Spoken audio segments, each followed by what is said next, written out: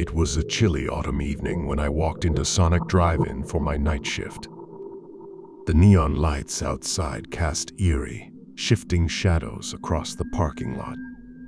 The place had always given me the creeps, but it was the only job I could find in this small town.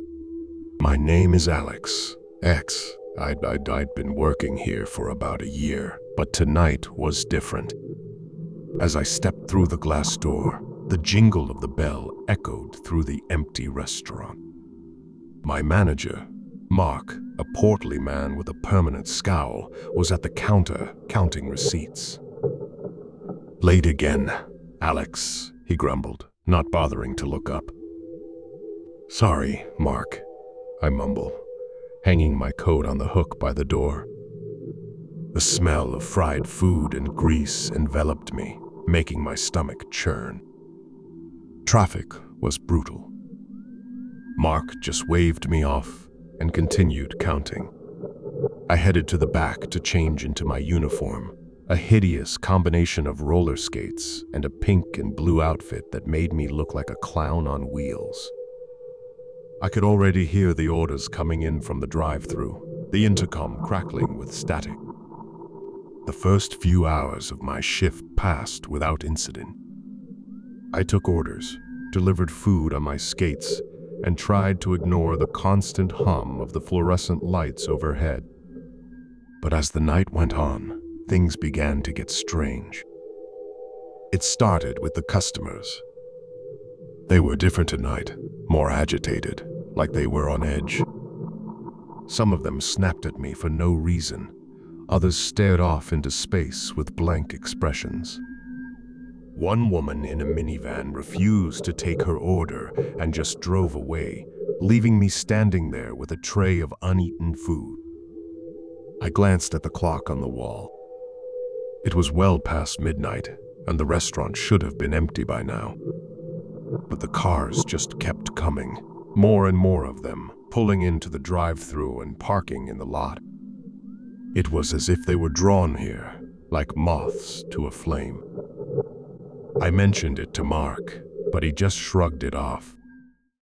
"Must be some kind of late-night craving," he said, not even bothering to look up from his paperwork. I tried to shake off the feeling of unease and went back to work. But then I noticed something even stranger. The customers weren't ordering from the menu. They were asking for things that we didn't even serve, bizarre combinations of food that made no sense. One man asked for a chili dog with extra pickles and chocolate sauce. Another requested a milkshake with ketchup and mustard mixed in. I tried to explain that we couldn't make those items, but they just insisted, their voices growing more impatient and demanding. And then there were the notes. At first, I thought it was a prank. A note scrawled on a napkin and left on a tray, a message that sent a shiver down my spine.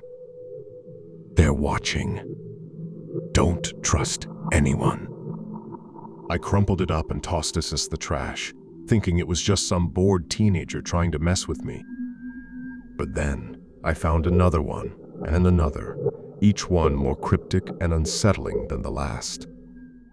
"The kitchen is not what it seems. Behind the menu, secrets lie." I couldn't ignore it any longer. Something was seriously wrong.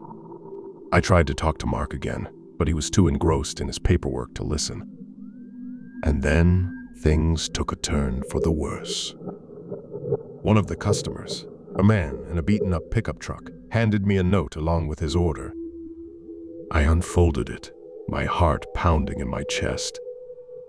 "They're coming. Lock the doors. Hide." My hands were trembling as I read the words.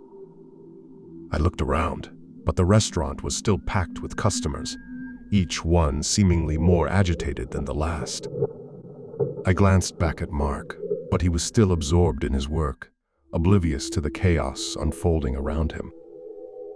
I decided to take matters into my own hands. I skated over to the intercom and announced that we were closing for the night due to a maintenance issue. The customers protested, some of them even banging on their car windows in frustration, but I ignored them and locked the doors. I rushed to the back of the restaurant, searching for a place to hide. My heart was pounding, and I could hear the sound of my own ragged breaths in my ears. The kitchen seemed like the best option, so I ducked inside, praying that whatever was happening would pass. As I crouched in the dimly lit kitchen, I heard a strange, rhythmic chanting coming from outside. It was low at first, just a murmur, but it grew louder and more insistent. The voices were distorted, like they were speaking in a language I couldn't understand. I peered through a crack in the kitchen door and gasped. The customers had formed a circle in the parking lot, their faces contorted in a grotesque dance. They were chanting in unison, their voices rising and falling in a sickening crescendo. Suddenly, the ground beneath them began to tremble, and I watched in horror as a fissure cracked open in the asphalt. Red, pulsating lights spilled out from the crack, casting eerie shadows on the chanting crowd. And then, from the depths of the fissure, something emerged. It was a grotesque, otherworldly creature, a mass of tentacles and eyes, its form constantly shifting and changing.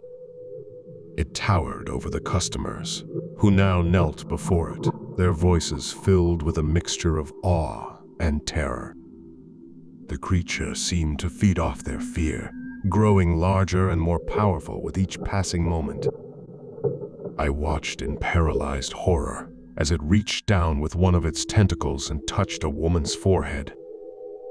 Her eyes rolled back in her head, and she let out a blood-curdling scream.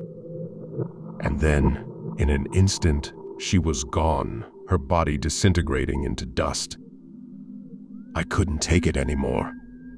I stumbled back from the door, my mind racing. What was happening? How had I ended up in this nightmare? I had to get out of here, but the front doors were still locked, and Mark was nowhere to be found.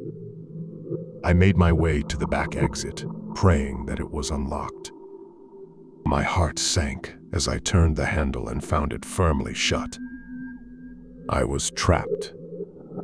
I could still hear the chanting and the horrific sounds of the customers being consumed by that eldritch abomination.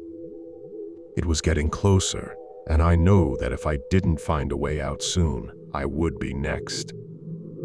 Desperation set in, and I began searching the kitchen for anything that might help me escape. That's when I found it, the ventilation ducts. They were narrow. I might be able to squeeze through.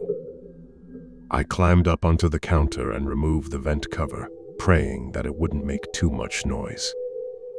With one last glance at the chaos outside, I crawled into the duct, my heart pounding in my chest. The ducts were cramped and suffocating, but I kept moving, determined to get as far away from that nightmare as possible.